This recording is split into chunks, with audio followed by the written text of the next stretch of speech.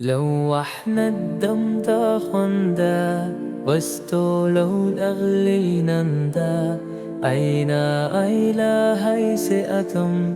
إن أيلو مودي جتا وتكا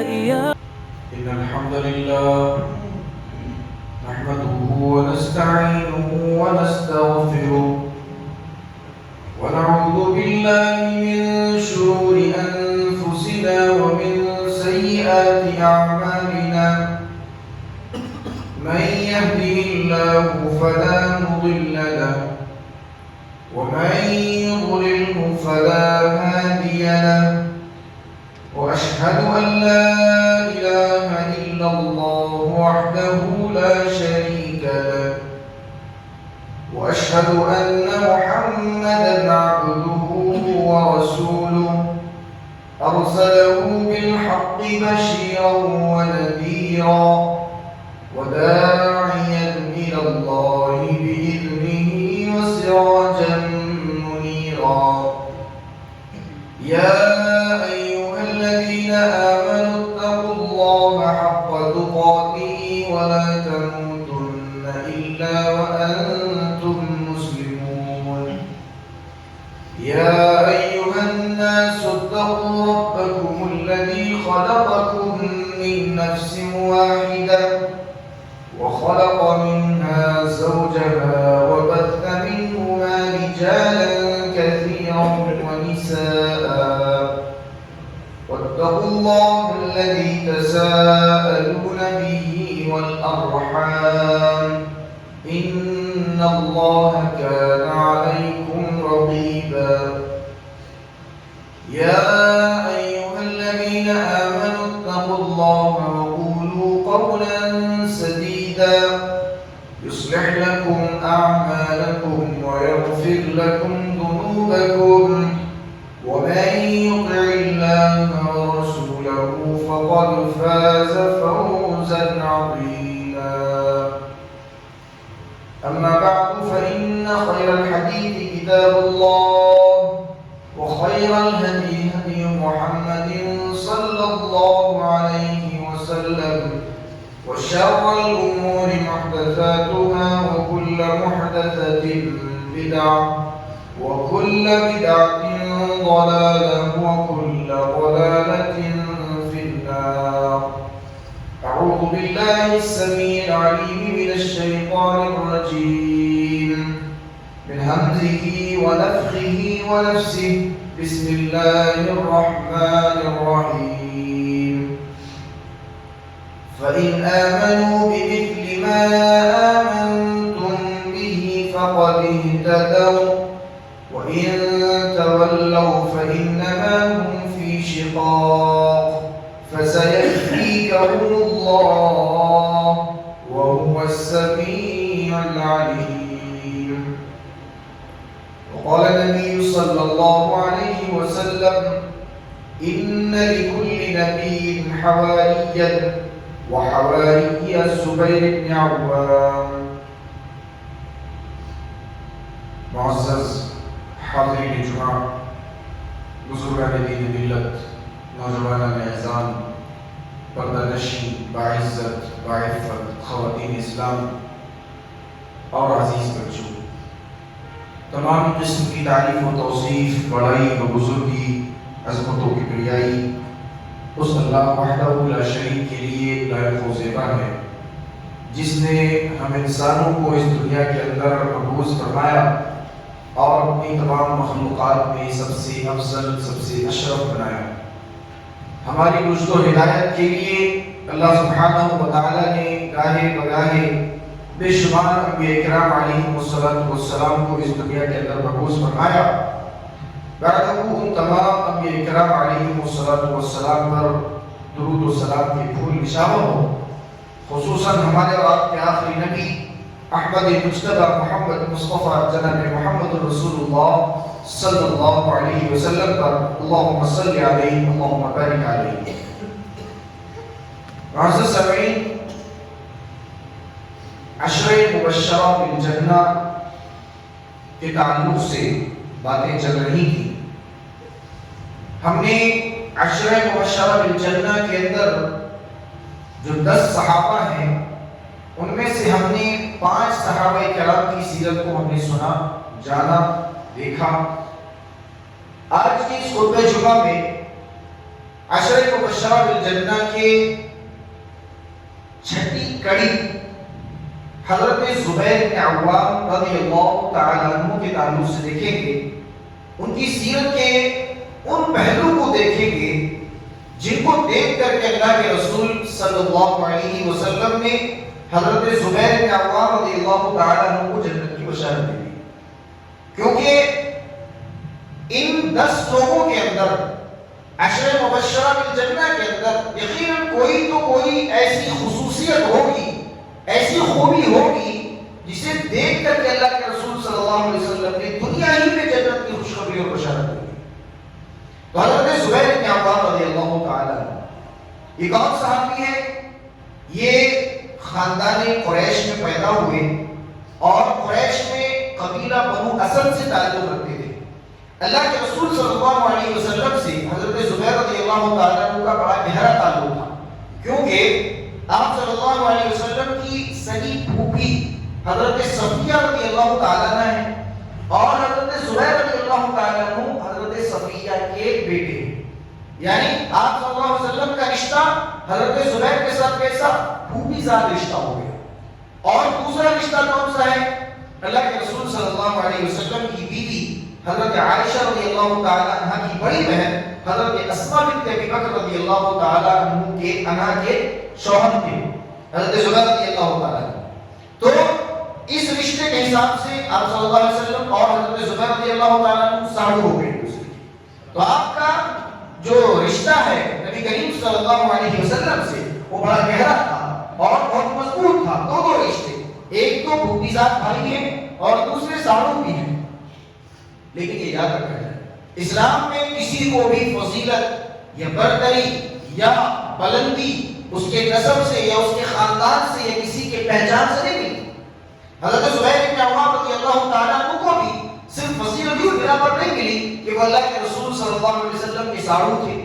یا وہ اللہ کے رسول صلی اللہ علیہ وسلم کے پھوپھی زاد تھے، نہیں، اس وجہ سے انہیں عزت نہیں ملی، بلکہ حضرت زبیر رضی اللہ تعالیٰ عنہ نے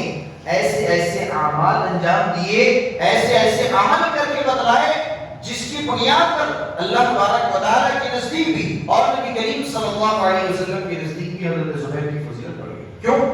اسلام کا قانون ہے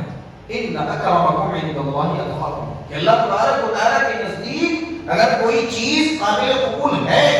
وہ حسب و نسب نہیں ہے، وہ خاندان نہیں ہے، وہ عہدہ اور رتبہ نہیں ہے، وہ شہرت و منصب نہیں ہے، کیا ہے پھر؟ ان اکرمکم عند اللہ اتقاکم۔ اللہ تبارک و تعالیٰ کہتا ہے کہ ہمارے نزدیک تقوی ہے، تقوی کی بنیاد پر انسان بلند ہوتا ہے، تقوی کی بنیاد پر انسان اعلیٰ مقام پر فائز ہوتا ہے، تقوی کی بنیاد پر انسان کو فضیلتیں ملتی ہے۔ حضرت زبیر بن عوام رضی اللہ تعالیٰ عنہ تقوی کے صفات کے حامل تھے، تقوی ان کے اندر کوٹ کوٹ کے بنا ہوتا ہے۔ اور حضرت زبیر بن عوام رضی اللہ تعالیٰ عنہ کے تعلق سے سیرت نگار لکھتے ہیں، مورخین لکھتے ہیں کہ وہ قد میں بہت لمبے تھے، یعنی عام لوگوں میں سے قد میں بہت لمبے تھے، طویل القد تھے اور اتنے لمبے تھے، بیان کیا جاتا ہے کہ حضرت زبیر رضی اللہ تعالیٰ عنہ جب اونٹنی پر سوار ہوتے تھے تو ان کے پیر اونٹنی پر سوار ہونے کے باوجود بھی زمین پر لگ جاتے تھے، وہ اتنے لمبے تھے حضرت زبیر رضی اللہ تعالیٰ عنہ۔ تو لمبائی حضرت زبیر رضی اللہ تعالیٰ عنہ کی بڑی مشہور تھی عرب میں، اور ان کی لمبائی کی وجہ سے بھی ان کے ایمان میں کوئی اثر نہیں پڑا، یعنی وہ لمبے ہیں اس لیے انہیں فضیلت ملی، ایسا بھی کچھ نہیں۔ حضرت زبیر رضی اللہ تعالیٰ عنہ کا ایمان بھی اتنا ہی لمبا تھا جتنے لمبے قامت کے وہ تھے۔ کیسے ایمان والے تھے؟ اب دیکھیے، اللہ کے رسول صلی اللہ علیہ وسلم کی نبوت و رسالت سے چند سال پہلے پیدائش ہوتی ہے حضرت زبیر رضی اللہ تعالیٰ عنہ کی۔ جب وہ اسلام لاتے ہیں ان کی عمر تقریباً 12 سال تھی، تقریباً 12 سال تھی۔ مورخین الگ الگ روایتوں میں بیان کرتے ہیں، کوئی کہتے ہیں 12 سال، کوئی 14 سال، کوئی 16 سال۔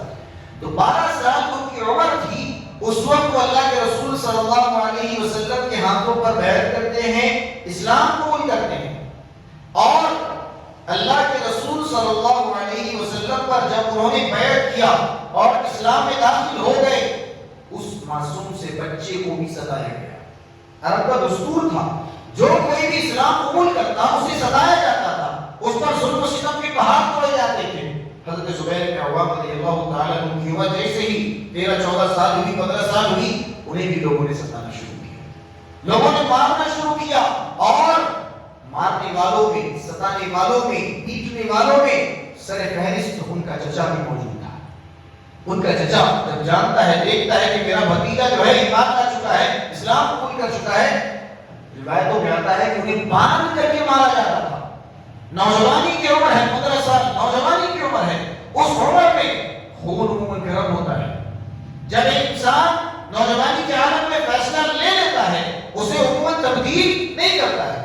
ایک سچے اور پکے نوجوان کی علامت ہو جاتی ہے کہ وہ اپنی نوجوانی میں، اپنے شباب میں جو کوئی وعدہ کر لے، جو کوئی عہد کر لے، پھر اسے پورا کر کے چھوڑتا ہے۔ حضرت زبیر بن عوام رضی اللہ تعالیٰ عنہ نے بھی فیصلہ کر لیا تھا کہ میں اب اسلام پر جب آ چکا ہوں تو یہاں سے پھرنا نہیں ہے۔ ان کے چچا انہیں مارتے ہیں، پیٹتے ہیں، ستاتے ہیں۔ مارنے والے مار مار کر تھک گئے، پیٹنے والے پیٹ پیٹ کر تھک گئے، ستانے والے ستا ستا کر تھک گئے،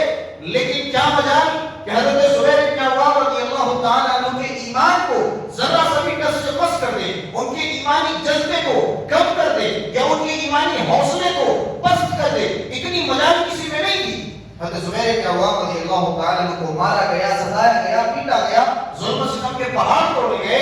بس ایک ہی جملہ کہتے ہیں، جب میں ایک بار اسلام میں داخل ہو گیا، اب پھرنے کا کوئی چانس نہیں، دوبارہ کفر کی طرف پلٹنے کا کوئی راستہ مجھے نظر نہیں آتا ہے۔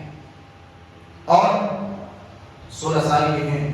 عمر بڑھی، اللہ کے رسول صلی اللہ علیہ وسلم سے کتنی محبت تھی۔ ایک بار خبر پھیلی، افواہ ہوئی کہ اللہ کے رسول صلی اللہ علیہ وسلم کو کسی نے قتل کر دیا۔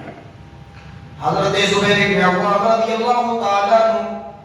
15-16 سال کے کم سن ہیں، نوجوان ہیں، اور اپنی نوجوانی میں خون بھی گرم ہے۔ حضرت زبیر بن عوام رضی اللہ تعالیٰ عنہ کو جیسے ہی آواز آتی ہے کہ نبی کریم صلی اللہ علیہ وسلم کو قتل کر دیا گیا ہے،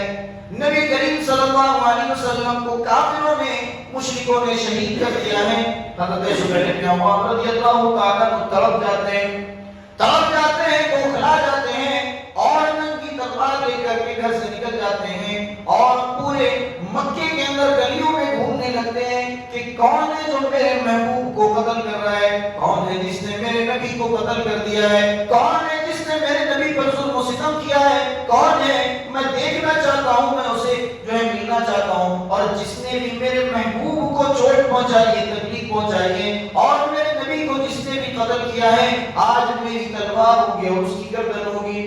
حضرت زبیر بن عوام رضی اللہ تعالیٰ عنہ مکے کی گلیوں میں ٹہل رہے ہیں، غصے کے مارے بوکھلائے ہوئے ہیں کہ کس نے نبی کو قتل کر دیا ہے۔ اتنے میں دیکھتے ہیں کہ اللہ کے رسول صلی اللہ علیہ وسلم سامنے سے آ رہے ہیں۔ آپ صلی اللہ علیہ وسلم زبیر کو دیکھتے ہیں، پوچھتے ہیں کہ اے زبیر بتاؤ کیا ہوا، تلوار لے کر کے کہاں جا رہے ہو؟ حضرت زبیر بن عوام رضی اللہ تعالیٰ عنہ کی سانس میں سانس آتی ہے، اللہ کے رسول صلی اللہ علیہ وسلم کے چہرے پرانوار کو دیکھتے ہیں، اور اللہ کے رسول سے کہتے ہیں اے اللہ کے رسول صلی اللہ علیہ وسلم، کسی نے مجھے بتایا کہ لوگوں نے آپ کو قتل کر دیا ہے، میں اسی لیے تلوار لے کر کے نکلا تھا کہ جس کسی نے بھی آپ کو قتل کیا ہے میں آج اس کی گردن اڑا دوں گا۔ 16 سال کی عمر، کم سن ہے، نوجوان ہے، اس عمر میں بتائیے تلوار لے کر کے نکلنا کتنی بڑی بات ہے۔ اللہ کے رسول صلی اللہ علیہ وسلم نے فرمایا اے زبیر، مکہ کے اندر سب سے پہلے تلوار اٹھانے والے، اسلام کے لیے سب سے پہلے تلوار اٹھانے والے تم۔ بعد میں اللہ کے رسول صلی اللہ علیہ وسلم نے کے بعد فرمایا تھا کہ مدینہ میں تو لوگوں نے تلوار اٹھائی، لیکن مکہ کے حالات کیسے تھے، ہم نے آپ کو بتایا تھا مکہ کے حالات کیسے تھے کہ جو کوئی بھی اسلام لاتا اسے مارا جاتا، ستایا جاتا، پیٹا جاتا تھا، اور اس وقت دشمنوں سے مقابلہ کرنا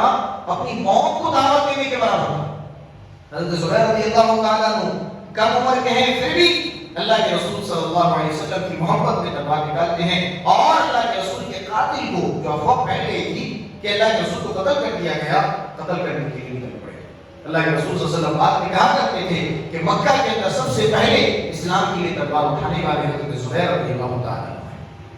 یہ ان کی ایک فضیلتوں میں سے ہے، ان کی بہادری میں سے ہے کہ اللہ کے رسول صلی اللہ علیہ وسلم نے انہیں اعزاز دیا کہ زبیر مکہ کے اندر سب سے پہلے تلوار اٹھانے والوں میں سے تھے۔ اور اسی طریقے سے دیکھیے حضرت زبیر رضی اللہ تعالیٰ عنہ بڑے بہادر تھے۔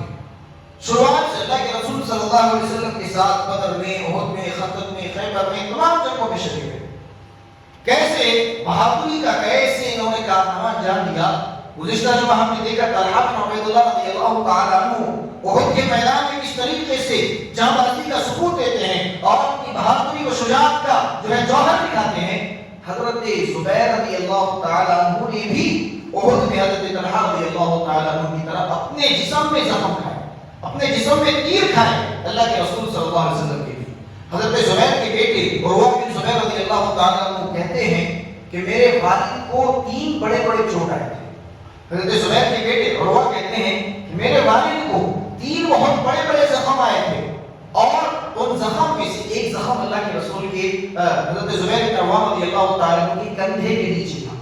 کندھے کے نیچے۔ ان کا بیٹا کہتا ہے، عروہ کہتے ہیں کہ میں جب بچپن میں تھا تو اپنے بابا کے اس زخم پر انگلی ڈال دیا کرتا تھا۔ زخم اتنی بڑی تھی کہ میں انگلی ڈال دیا کرتا تھا اس میں۔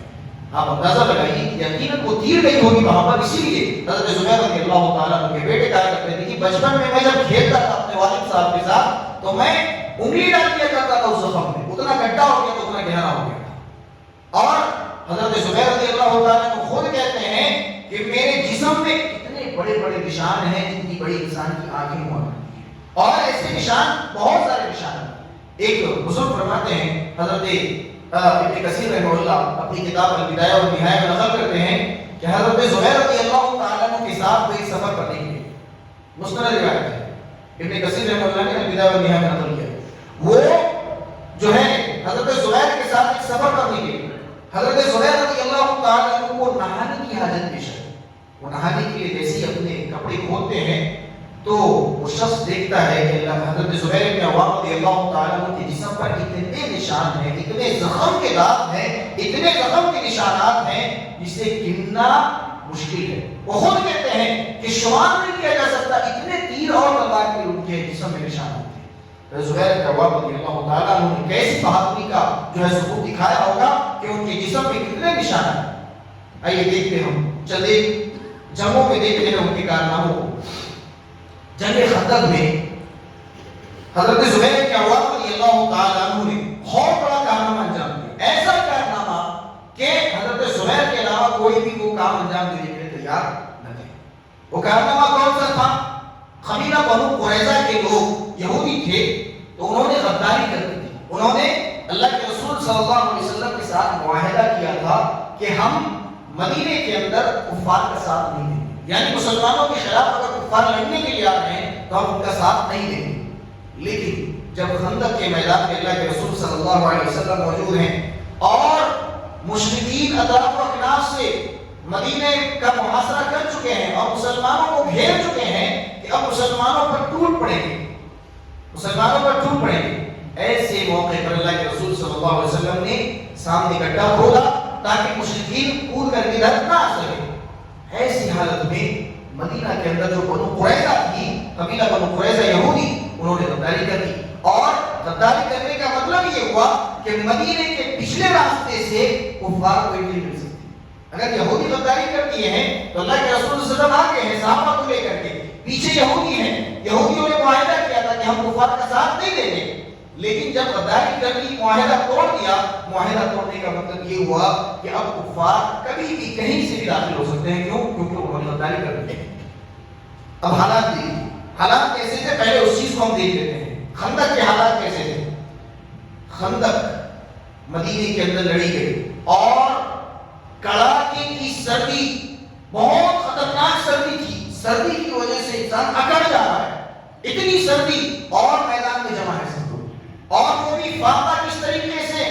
پیٹ میں لوگ پتھر باندھ کر کے آ رہے ہیں اور اوپر سے گڈھا کھودنا ہے۔ ایک صحابی کئی بار جا کر کے گڈھا کھودتا ہے، پتھر اٹھاتے ہیں، مٹی اٹھاتے ہیں اور لے جا کر کے باہر پھینکتے ہیں۔ ایسی پریشانی، بھوک کتنی خطرناک، فاقہ کتنا خطرناک، صحابہ کرام اپنے پیٹوں پر پتھر باندھ کر کے اللہ کے رسول کے پاس آئے کہ اللہ کے رسول، بھوک کی وجہ سے ہماری کمر دوہری ہو گئی ہے، صحابہ کرام محنت کر رہے ہیں،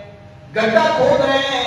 اور ساتھ ہی ساتھ جو ہے اپنے فاقے کو بھی برداشت کر رہے ہیں، اپنی بھوک کو بھی برداشت کر رہے ہیں۔ اللہ کے رسول صلی اللہ علیہ وسلم کے پاس آتے ہیں، یا رسول اللہ بھوک کی وجہ سے ہماری کمر ٹوٹ رہی ہے، ہم سیدھے کھڑے نہیں ہو پا رہے ہیں، کئی دنوں سے ہم نے ایک نوالا بھی اپنے جو ہے پیٹ میں نہیں ڈالا ہے، اپنے منہ میں نہیں ڈالا ہے۔ اے اللہ کے رسول صلی اللہ علیہ وسلم، اب ہمارا کام کرنا مشکل ہو گیا ہے، دیکھیے ہم نے اپنے پیٹوں پر پتھر باندھ لیے ہیں۔ اللہ کے رسول صلی اللہ علیہ وسلم کو اپنا کرتا اٹھا کر کے دکھاتے ہیں، اے اللہ کے رسول دیکھیے ہم نے اپنے پیٹوں پہ پتھر باندھ لیا ہے۔ اللہ کے رسول صلی اللہ علیہ وسلم نبی ہیں، آخری نبی ہیں، رسول ہیں، خاتم النبیین ہیں، سارے لوگوں میں سب سے افضل ہیں۔ اللہ کے رسول صلی اللہ علیہ وسلم کے لیے بھی ایک نوالا بھی نہیں کھانے کے لیے۔ جب صحابہ دکھاتے ہیں اپنے پیٹوں پہ پتھر کو دکھاتے ہیں، اللہ کے رسول صلی اللہ علیہ وسلم اپنے جبے کو اٹھاتے ہیں اور صحابہ کو دکھاتے ہیں، اے صحابہ تم نے اپنے پیٹ پر ایک ایک پتھر باندھے ہیں، میری تو ایسی حالت ہو گئی ہے کہ میں پیٹ پر 2 پتھر باندھ لیا ہوں۔ یعنی اللہ کے رسول صلی اللہ علیہ وسلم کی حالت خراب اور صحابہ کرام کی حالت خراب، اور اسی موقع پر منافقوں نے بھی جو ہے اسلام کا ساتھ چھوڑ دیا اور وہ الگ ہو گئے، کفار کی طرف چلے گئے۔ ایسی خطرناک ماحول، ایسی خطرناک حالات میں حضرت زبیر بن عوام رضی اللہ تعالیٰ عنہ سے اللہ کے رسول صلی اللہ علیہ وسلم کہتے ہیں کہ زبیر، بنو قریظہ نے معاہدہ توڑ دیا ہے اور ان کی سازشیں کیا ہیں یہ جاننا ہم چاہتے ہیں، بتاؤ کون ہے جو بنو قریظہ کی جاسوسی کرے اور خبر لے کر ہمارے پاس آئے۔ اب جاسوسی کرنے کا مطلب سمجھ رہے ہیں نا، دشمن کے اڈے میں جانا اور وہاں دشمنوں کو دیکھنا کہ وہ کیا کر رہے ہیں، کیسی تدبیر اختیار کر رہے ہیں، کیا کیا پلاننگز کر رہے ہیں اور کیا منصوبہ بندی کر رہے ہیں، اور وہاں پر اگر پکڑے گئے تو کوئی معافی نہیں، کوئی سزا نہیں، بلکہ سیدھا قتل، سیدھا قتل، جاسوسی کرنے کے لیے جا رہے ہیں۔ حضرت زبیر بن عوام رضی اللہ تعالیٰ عنہ کھڑے ہوتے ہیں، اللہ کے رسول میں جاسوسی کروں گا بنو قریظہ کی۔ اللہ کے رسول صلی اللہ علیہ وسلم حوصلہ دیکھنا چاہتے ہیں، کہا بیٹھو بیٹھو، پھر اعلان کیا کون ہے جو بنو قریظہ کی جاسوسی کرے؟ زبیر کھڑے ہو گئے، کہا بیٹھو۔ اللہ کے رسول صلی اللہ علیہ وسلم نے تیسری بار اعلان کیا کون ہے جو بنو قریظہ کی جاسوسی کرے اور ہمارے پاس ان کے احوال کو لے کر کے آئے، ہم جاننا چاہتے ہیں کہ بنو قریظہ کیا تیاری کر رہی ہے۔ زبیر بن عوام رضی اللہ تعالیٰ عنہ تیسری بار بھی کھڑے ہوئے، اللہ کے رسول صلی اللہ علیہ وسلم نے بھیجا، کہا جاؤ، اور اللہ کے رسول صلی اللہ علیہ وسلم نے زبیر بن عوام کے لیے دعا کی۔ حضرت زبیر بن عوام رضی اللہ تعالیٰ عنہ گئے، جو ہے بنو قریظہ کے خیموں میں گئے، ان کو دیکھا کہ وہ کیا کیا تدبیر اختیار کر رہے ہیں، وہ کیا بات کر رہے ہیں اور کیا کرنے والے ہیں، ان تمام چیزوں کی صحیح خبر لی اور اللہ کے رسول صلی اللہ علیہ وسلم کے پاس آئے اور ساری چیزیں بتائیں۔ اللہ کے رسول صلی اللہ علیہ وسلم حضرت زبیر کے اس کارنامے سے اتنا خوش ہوئے کہ اللہ کے رسول نے انہیں وہ فضیلت عطا کی، وہ معجزہ، وہ اعجاز عطا کیا کہ آج سے پہلے اللہ کے رسول صلی اللہ علیہ وسلم نے کسی کے لیے بھی وہ معجزہ، وہ کسی کے لیے بھی وہ اعجاز اور فضیلت کسی کو نہیں دی۔ وہ اعجاز کیا تھا؟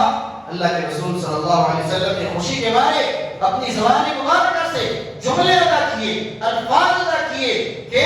ان لکل نبی حواریًا وحوالی الزبیر، کہ ہر نبی کا ایک حوالی ہوتا ہے اور میرا حوالی زبیر ہے۔ حوالی کیا ہے؟ حوالی کہتے ہیں صحابہ سے ایک اور درجہ آگے، سمجھ رہے؟ صحابہ اللہ کے رسول کی جانثار، اللہ کے رسول صلی اللہ علیہ وسلم کے سپورٹر اور اللہ کے رسول صلی اللہ علیہ وسلم کے لیے جان دینے کو تیار، آپ کے لیے تیر سینے میں لینے کے لیے تیار، آپ کے لیے سر قلم کرانے کو تیار، یہ صحابہ ہیں۔ صحابہ سے بھی ایک درجہ آگے حوالی کا ہوتا ہے۔ قرآن حکیم کے اندر اللہ تبارک و تعالیٰ نے حوالی کا تذکرہ کیا کہ عیسیٰ علیہ السلام نے جب کہا کہ من انصاری اللہ، کون ہے جو اللہ کے لیے میری مدد کرے، کون ہے جو اللہ کے لیے میری مدد کرے، تو حواریوں نے کہا قال الحواریون نحن انصار اللہ، کہ ہم اللہ کے لیے مدد کریں گے۔ حواریوں نے کہا، تو وہ حواری کون تھے؟ عیسیٰ علیہ السلام کے خاص لوگ تھے۔ تو اللہ کے رسول صلی اللہ علیہ وسلم نے بھی کہا کہ ہر نبی کا ایک خاص آدمی ہوتا ہے، میرا خاص آدمی زبیر ہے۔ اللہ کے رسول صلی اللہ علیہ وسلم کا خاص ہونا یہ اپنے آپ میں کتنا بڑا اعجاز ہے، اپنے آپ میں کتنی بڑی فضیلت ہے، اندازہ لگائیے۔ اور ایک اور جملہ اللہ کے رسول صلی اللہ علیہ وسلم نے کہا جو کہ اللہ کے رسول کسی کے لیے نہیں کہا کرتے، کیا کہا تھا؟ فداک ابی و امی، اے زبیر تم پر میرے ماں باپ قربان ہو جائے، اللہ کے رسول صلی اللہ علیہ وسلم کے لیے صحابہ کہا کرتے تھے کہ فدینا کا بھی آبائنا و امہاتنا، اللہ کے رسول آج کے لیے ہماری مائیں قربان، ہمارے باپ قربان، لیکن آج خندق کا موقع ہے، کڑاکے کی سردی ہے، بھوک کی شدت ہے، اور ایسی حالت میں جب بنو قریظہ جو ہے معاہدہ توڑ چکی ہے، زبیر بن عوام رضی اللہ تعالیٰ عنہ جاسوسی کرتے ہیں، صحیح خبر اللہ کے رسول کے پاس لے کر کے آتے ہیں، ایسے پرفتن حالات میں اللہ کے رسول صلی اللہ علیہ وسلم اپنے ماں باپ کو قربان کر رہے ہیں، گویا کہ اپنے جملوں سے کہہ رہے ہیں کہ زبیر تم پر میرے ماں باپ قربان ہو جائے، تم نے ایسا کارنامہ انجام دیا ہے اسلام کے لیے، اسلام کے تحفظ کے لیے، دین کے تحفظ کے لیے، اتنا بڑا کارنامہ کوئی انجام دینے کے لیے تیار نہیں ہوتا۔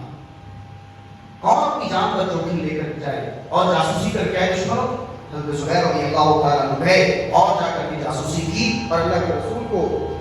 آ کر کے خبر دی۔ اور اسی طریقے سے دیکھیے حضرت زبیر رضی اللہ تعالیٰ عنہ جنگ حنین میں بھی شہید تھے، اور یہ حنین کیسی جنگ تھی اس کا بھی ذرا اندازہ لگا لیجیے۔ 12,000 کی لشکر مسلمانوں کی ہے، اور ادھر کفار کی طرف سے طائف کے جتنے بھی کفار تھے وہ سارے لوگ آ گئے، اور حنین کی وادی میں آ کر کے ٹھہرے۔ حنین کی کیسی وادی، اس چیز کو ذرا سمجھنے کی کوشش کیجیے کہ مسلمان ہیں ایک ایسے راستے پر جس کے دائیں طرف بھی پہاڑی ہے اور بائیں طرف بھی پہاڑی ہے، دائیں طرف بھی پہاڑی بائیں طرف بھی پہاڑی، اور اگر آگے سے حملہ ہوا اور پیچھے سے حملہ ہوا تو مسلمان کہیں نہیں جا سکتے۔ 12,000 کا لشکر لے کر کے اللہ کے رسول صلی اللہ علیہ وسلم حنین کی وادی میں پہنچتے ہیں، طائف سے ادھر مشرکین آتے ہیں، کفار آتے ہیں، اور سامنے وہ بھی کھڑے ہیں، ادھر اللہ کے رسول کھڑے ہیں صحابہ کو لے کر کے۔ صبح کا وقت ہے، اللہ کے رسول صلی اللہ علیہ وسلم جیسے ہی صحابہ کو لے کر کے اس وادی سے آگے بڑھتے ہیں، کفار و مشرکین دونوں پہاڑی سے صحابہ پر حملہ کرنا شروع کر دیتے ہیں۔ تیر انداز مقرر تھے، دونوں پہاڑیوں میں بتایا بھاگنے کی کوئی جگہ نہیں ہے، بھاگنے کی کوئی جگہ نہیں، بھاگ سکتے کدھر؟ اب پیچھے بھاگ سکتے ہیں۔ پیچھے بھاگنے کا مطلب یہ ہوا کہ جنگ ہار گئے، پیچھے بھاگنا مطلب جنگ ہار گئے۔ ایسے حالات میں اللہ کے رسول صلی اللہ علیہ وسلم نے دیکھا کہ صحابہ کرام شہید ہو رہے ہیں، کئی صحابہ شہید ہو گئے، تیریں چل رہی ہیں دائیں طرف سے پہاڑ کے اوپر سے، بائیں طرف سے پہاڑ کے اوپر سے تیریں چل رہی ہیں۔ ایسے حالات میں صحابہ کرام شہید ہونے لگے، اور سارے صحابہ تلوار چھوڑ کر کے، دین چھوڑ کر کے بھاگنے لگے، پیچھے بھاگنے لگے، گویا کہ ایسا معلوم ہونے لگا کہ جنگ ہار گئے۔ سارے صحابہ اللہ کے رسول صلی اللہ علیہ وسلم کے ساتھ تھے،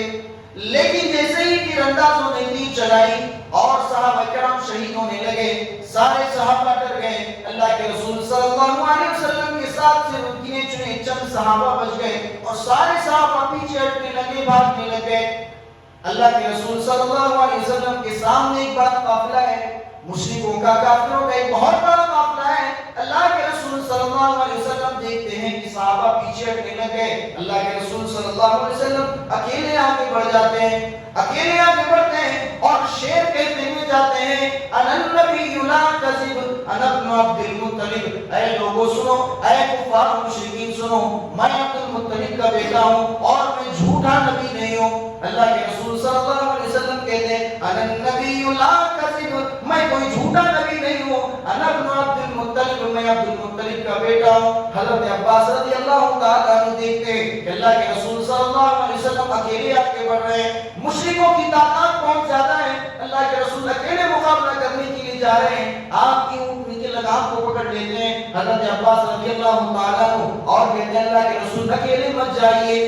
آگے بہت بڑی تعداد ہے، اکیلے مت جائیے۔ اللہ کے رسول صلی اللہ علیہ وسلم دیکھتے ہیں کہ حضرت عباس آپ کی اونٹنی کی لگام کو نہیں چھوڑ رہے ہیں، آپ صلی اللہ علیہ وسلم اونٹنی سے اتر جاتے ہیں اور پیدل لوگوں کے سامنے جانے لگتے ہیں، کفار کا مقابلہ کرنے کے لیے، مشرکین کا سامنا کرنے کے لیے اللہ کے رسول اکیلے آگے بڑھنے لگتے ہیں۔ عباس رضی اللہ تعالیٰ عنہ نے اتنا دیکھا اور پیچھے مڑ کر کے صحابہ سے خطاب کرتے ہوئے کہا، اے بیعت رضوان والوں، اے مہاجرین صحابہ، اے انصار صحابہ، کہاں چلے گئے تم؟ آج تم نے اپنے نبی کے پکار کو بھلا دیا، آج تم اللہ کے رسول کو اکیلے چھوڑ کر کے جا رہے ہو۔ حضرت زبیر بن عوام رضی اللہ تعالیٰ عنہ وہ صحابی تھے جو سب سے پہلے اللہ کے رسول صلی اللہ علیہ وسلم کے پاس آئے اور اللہ کے رسول صلی اللہ علیہ وسلم کے ساتھ ساتھ آگے بڑھنے لگے، اور جب لوگوں نے دیکھا کہ اللہ کے رسول بھی آگے بڑھ رہے ہیں، زبیر بن عوام بھی آگے بڑھ رہے ہیں، حضرت عباس رضی اللہ تعالیٰ عنہ بھی آگے بڑھ رہے ہیں، تو جو صحابہ پیچھے بھاگنے لگ گئے تھے وہ سارے صحابہ دوڑ کر کے واپس آگے آ گئے اور مشرکوں کو ہرا دیا۔ تو یہ ایسی جنگ تھی جس کے تعلق سے اللہ تبارک و تعالیٰ نے قرآن حکیم کے اندر فرمایا کہ وَأَنزَلَ الَّذِينَ ظَاهَرُوهُم مِّنْ أَهْلِ الْكِتَابِ مِنْ صِيَاصِهِمْ وَقَذَفَ فِي قُلُوبِهِمُ الرُّعْبَ۔ یہ ایسی جنگ تھی جس میں مسلمان اپنے زیادہ تعداد ہونے پر فخر کر رہے تھے کہ ہم 12,000 ہیں،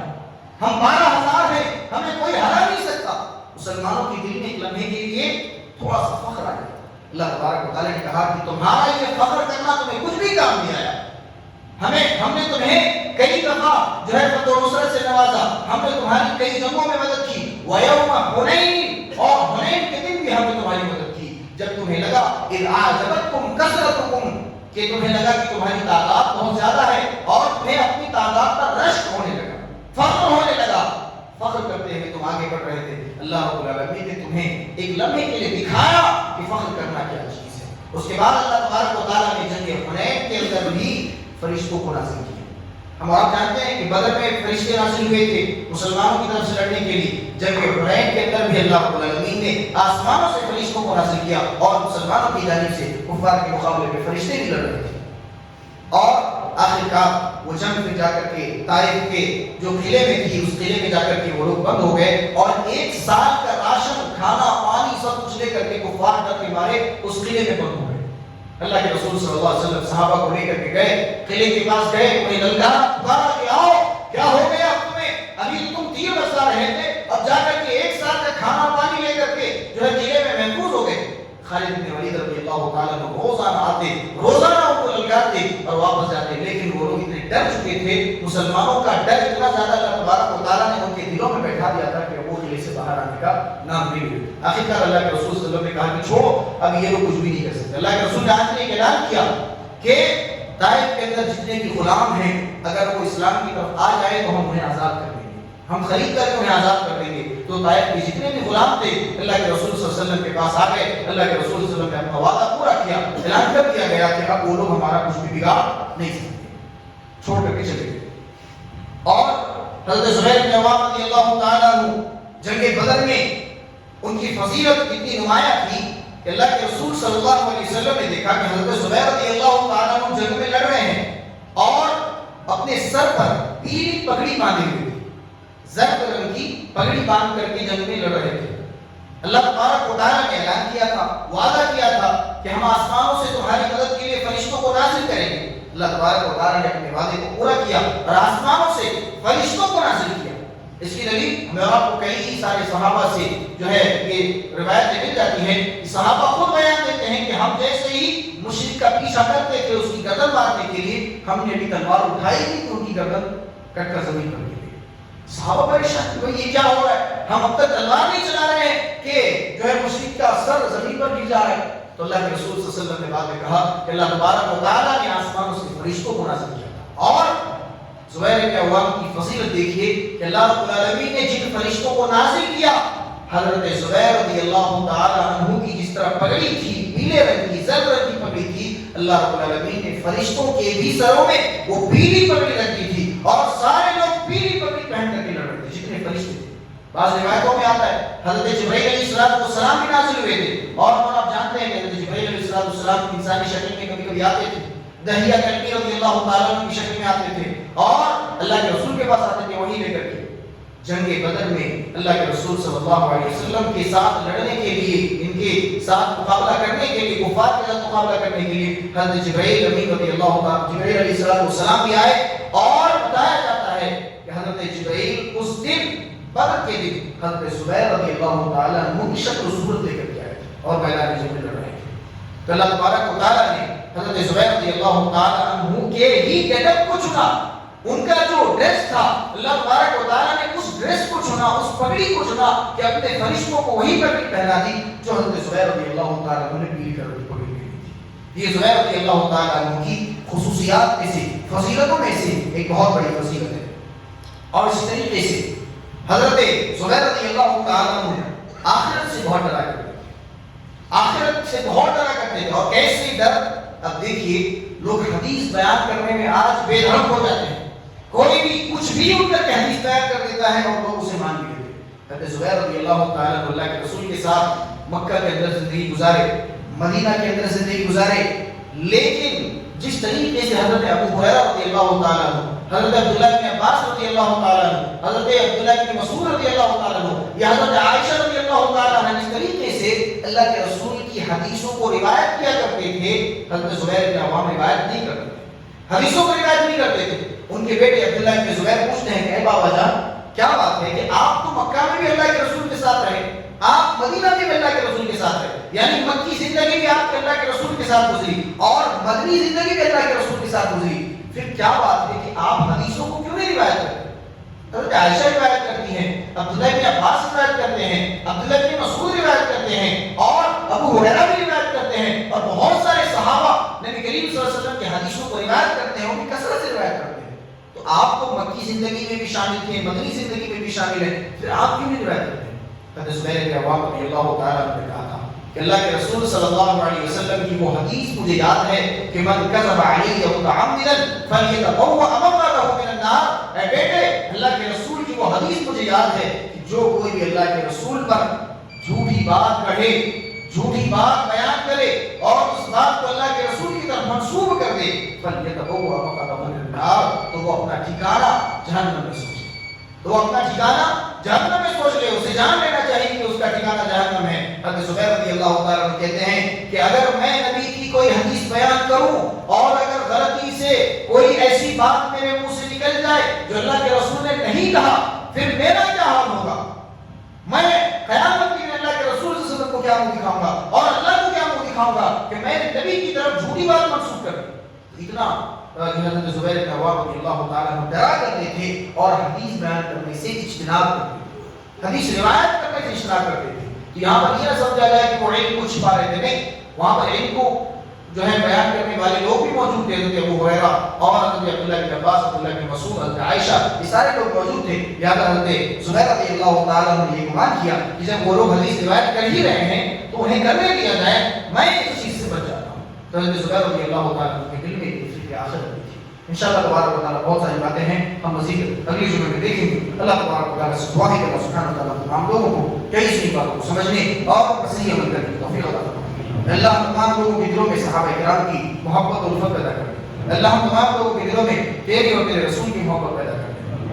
اللہ ہم لوگ گنہگار ہیں، خطا کار ہیں، اللہ ہم تجھ سے دعا کرتے ہیں کہ تو اپنے فضل و کرم سے ہماری خطاؤں کو درگزر فرما۔ اللہ ہمارے اندر جو بھی نیک اعمال ہیں، اللہ ہماری ٹوٹی پھوٹی عبادتوں کو تو اپنے فضل و کرم سے قبول فرمائے۔ اللہ ہمیں دنیا میں جب تک زندہ رکھا ہے اسلام میں زندہ رکھا، اور جب ہمارا خاتمہ ہو تو خاتمہ بالخیر ہو۔ اقول قولی ھذا واستغفر اللہ لي ولكم ولسائر المسلمين انه تعالى جواد ملك برور۔